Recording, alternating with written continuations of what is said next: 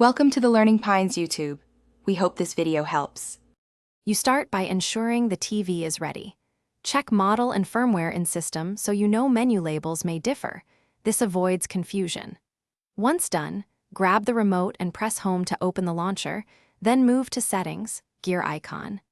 Make sure to disconnect or note active HDMI inputs if you plan to toggle HDR on external devices, because many HDR controls are input-specific and hiding them, while switching sources saves time and prevents accidental changes. You now dig into picture options. Navigate to All Settings, then Picture, then Additional or Picture Mode settings, because HDR toggles are often nested. Look specifically for HDR, HDMI Deep Color, HDR Effect, or Dynamic Tone Mapping. Each controls how the TV handles HDR metadata. If an HDMI source displays HDR, make sure to check that device's output settings too, since some players force HDR output. Disabling HDR there prevents the TV from auto-switching modes and lets you finish by turning off the HDR-related settings you found.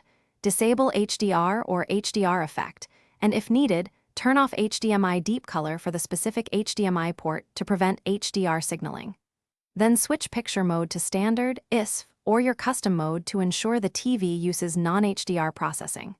Once done, restart the TV and test the same input. This confirms the change.